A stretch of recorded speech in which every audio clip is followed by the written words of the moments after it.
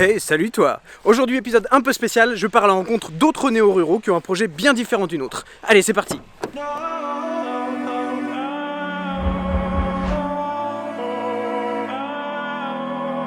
Et me voilà aux portes de la forêt de Brocéliande, dans le Morbihan, chez PA et Laure qui viennent d'emménager ici il y a 3 mois.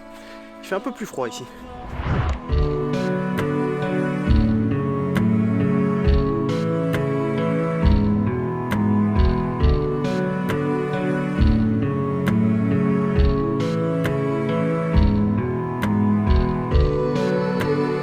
Alors, salut PA et Laure.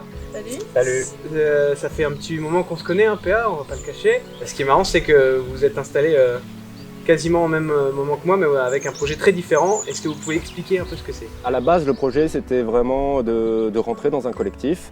Après quelques expériences, et moi, personnellement, j'ai plus reculé par rapport à cet objectif de collectif. C'était quoi? C'était un écolieu, ce genre de truc? Oui, c'était participer et intégrer un écolieu. Ok. Voilà. Et ça t'a pas plu? Non, je me suis rendu compte en fait, de l'énergie que ça impliquait de rentrer dans un collectif et de maintenir ce collectif harmonieux, quoi. Le projet collectif ne les séduisant finalement plus, PA et Laure ont alors l'opportunité d'acheter un terrain sur lequel il y a déjà une petite maison terre-paille reliée à 2 mobil-homes. Ce sont des habitats temporaires voués à disparaître et qui les amènent donc à se lancer dans un autre projet. Le but, construire une maison, donc une paillourte. Une paillourte, ça ressemble à ça. C'est une habitation en terre-paille qui peut être réalisée assez facilement et rapidement. Ça demande juste un peu d'huile de coude. Et c'est aussi que des matériaux qui sont locaux au maximum. Enfin, la paille, il y en a à côté, la terre, elle est derrière nous. Le bois, c'est le bois qui sera autour. Et vous avez fait une formation pour ça, du coup, pour monter une paillourte? Alors, formation par l'expérience, en fait, on est allé chez un couple qui construit sa paillourte dans le sud, dans le Tarn. Et du coup, on a fait un mois et demi avec eux, donc on a commencé à la première botte de paille posée pour le mur et on a posé jusque la charpente et les premiers enduits. Pour une paillourte, il faut compter entre 5 et 30 000 euros de budget, c'est une fourchette assez large.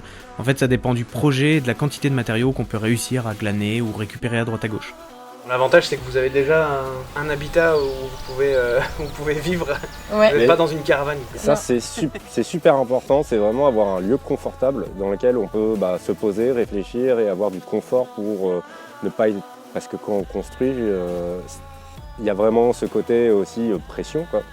Si on n'a pas de logement à côté ou si on vit dans des conditions un peu difficiles, qui peuvent entraîner l'arrêt du projet parce que trop de stress. Et puis on sait bien que quand tu te lances en couple, dans ce genre de projet, il y a beaucoup de tensions, il y a beaucoup de couples qui explosent, quoi. Et donc si on reparle d'argent, Ouais. ici ça a coûté combien à peu près l'achat du terrain déjà de base sans la paillourte? Sans la paillourte, c'était 45 000 euros. Et pour financer ce projet, PA a fait preuve d'une certaine créativité. C'est un peu l'histoire de la cigale et la fourmi. Du coup, Laure, c'est plus la fourmi, moi la cigale, et j'avais pas assez d'argent de côté. Du coup, j'ai demandé à faire un prêt familial. Donc j'ai monté un dossier en expliquant vraiment le but du projet, nos chantiers participatifs, la maison qu'on voulait construire et le plan de remboursement. Et Vous allez voir un peu toute la famille. j'ai été voir la famille, donc la famille proche, la famille plus éloignée, et j'ai eu du coup 5 personnes qui m'ont donné 5 000 euros. Donc j'ai eu un prêt familial de 25 000 euros. Et on n'a pas du tout parlé d'où vous venez. Vous avez plutôt grandi en ville ou à la campagne? J'étais pas forcément à fond campagne. Ça, je suis arrivée à Lille à mes 20 ans, j'ai passé 13 ans à Lille et j'étais trop contente d'être en ville. Et là, les 4-5 dernières années sur l'île, je commençais à chercher un peu de nature partout, à m'intéresser aux plantes sauvages, à regarder les arbres, à me dire bon là, je sens qu'il faut aller ailleurs. Moi, j'ai grandi en ville, donc à Rouen, dans la banlieue rouennaise. Mais la vie à la campagne, c'est une nouveauté quand même. Oui, la vie à la campagne, c'est une nouveauté. Et pour l'instant, depuis 3 mois là, tu t'y fais ou pas? Complètement. Je me rends compte en fait que j'ai un vrai plaisir du coup à avoir cette proximité avec mes voisins, avoir cette entraide qu'on n'avait pas forcément en ville, avec cette communication qui se fait beaucoup plus facilement, naturellement, quoi. C'est ça, c'est les gens se parlent, se disent bonjour, se filent des coups de main et c'est juste naturel, quoi. Au final, l'idée c'est aussi, comme par les PA à la base, on était parti sur un collectif, c'est de se dire bon là on n'est pas sur un projet collectif en tant que tel, mais on est venu là parce que nos voisins ils sont venus nous chercher en fait, ils sont dans l'idée de on partage, on fait des choses ensemble, vous pouvez nous garder les enfants, nous on vous prête la remorque, on vient vous filer un coup de main sur le chantier ou on fait des apéros, etc. Donc en fait, vous retrouvez le collectif, mais sans avoir un vrai Exactement. éco-village. Vous c'est retrouvez ça. du collectif avec le hameau qui est autour de chez vous. C'est ça. Avec les gens autour de nous. Ouais. Et le collectif, c'est autour de notre terrain, quoi. C'est-à-dire c'est les gens qui vivent dans la localité proche de chez nous, quoi.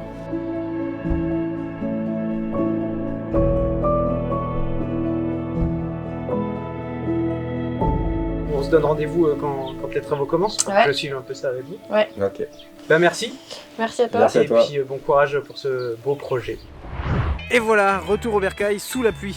N'hésite pas à me dire ce que tu as pensé de ce format un peu particulier en commentaire. Moi je trouve ça super intéressant de partir à la rencontre d'autres personnes qui ont des projets d'installation un peu différents du nôtre.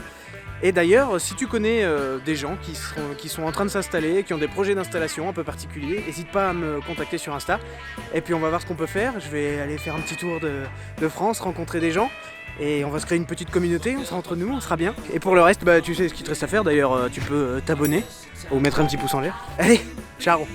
Et dans les prochains épisodes, on barricade, on installe un récupérateur d'eau et on construit un poulailler. Mais cette fois, ce sera peut-être pas dimanche prochain, donc abonne-toi et active la petite cloche si tu veux être averti quand ça sort. One thing